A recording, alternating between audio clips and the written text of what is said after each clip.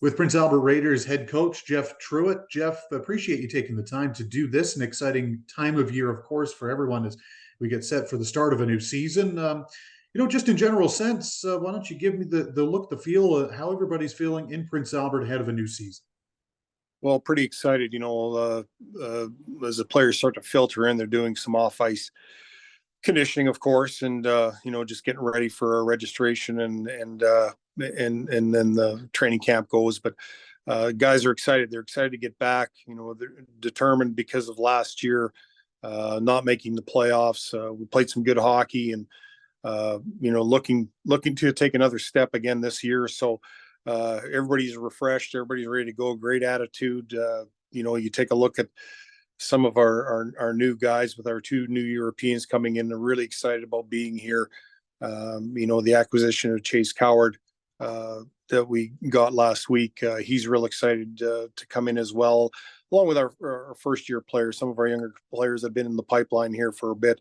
Are real excited to be here. But the veteran players have come in here. They seem refreshed, focused, determined, and that's what we hope is going to kick off to a good start. Boy, I mean, you talk about your veterans, and you have to start with Sloan Stanek, right? A guy who led your team in scoring a year ago, and was just an early season acquisition for your club a couple of years ago from Regina, but has really kind of taken, the role as a leader in Prince Albert under his wing. It seems, as he goes into a 20-year-old season, what are you seeing out of him, and what are maybe expectations and just hopes for what you see out of him this season?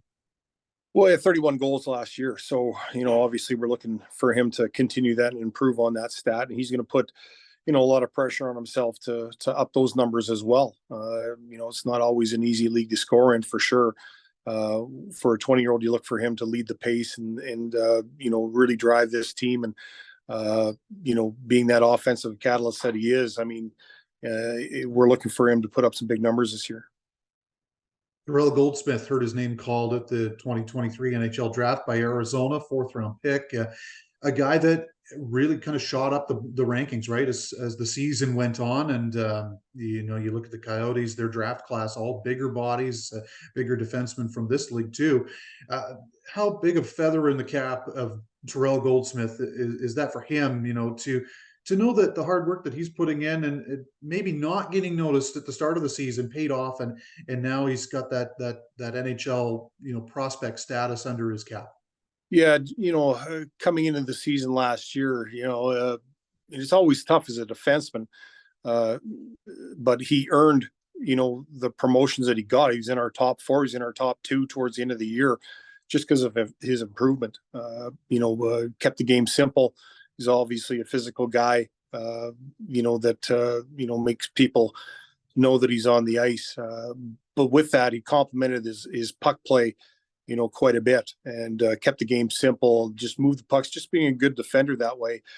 And I think a lot of teams saw that. A lot of teams, and you take a look at Vegas this year with the back end they had, outside of maybe a couple of the guys, you got the McNabbs of the world and some of these other guys, Martinez, they just do their job. They do their job extremely well. A lot of teams are taking a blueprint of that, saying that there is a lot of room for guys that defend real well. He can play a long time in the NHL when they just do the simple things. So, that's what he's going to concentrate on, being, a good puck mover, good defender.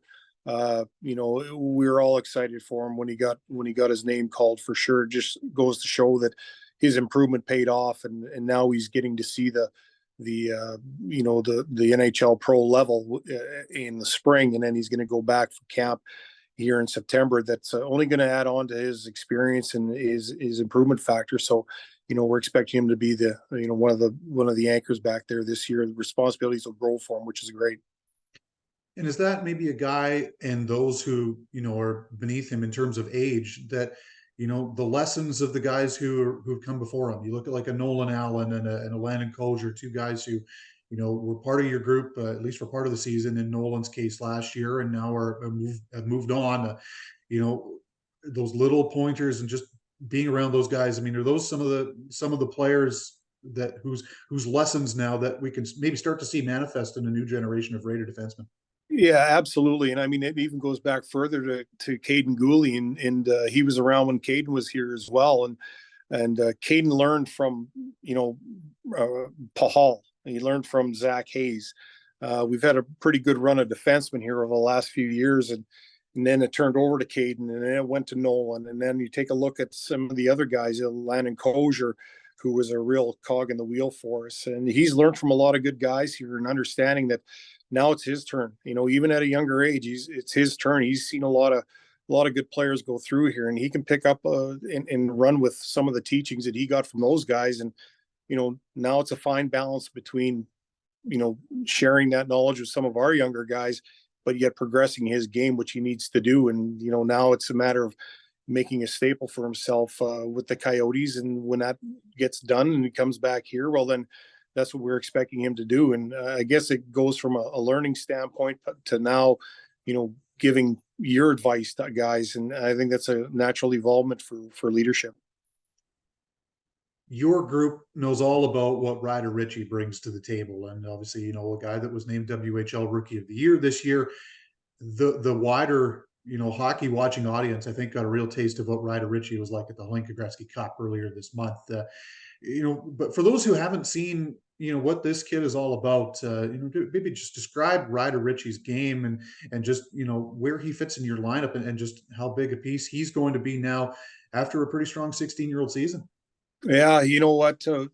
I think we all knew, you know, even in his draft year, how good he could be. He had some injuries and stuff that, uh, you know, held back some games, but we knew what kind of a player that he was, and our scouting staff really, uh, you know, pushed, you know, for Ryder, and it was pretty easy to see that that skill that he's got, his speed, his shot, his awareness on the ice, his poise with the puck, you know, really came through. And as the season evolved last year, he got more and more responsibilities, and he took it and ran. He never took a back seat to anybody. He grabbed it. He's a confident guy, and you know, led our team. He was a scoring threat, you know, most nights, and he earned that. And that's the biggest thing we talk about around here is you earn it, and Ryder earned that, putting up some good numbers and being named WHL Rookie of the Year, getting recognized at the Ivan Halinka. Even going into that Halinka,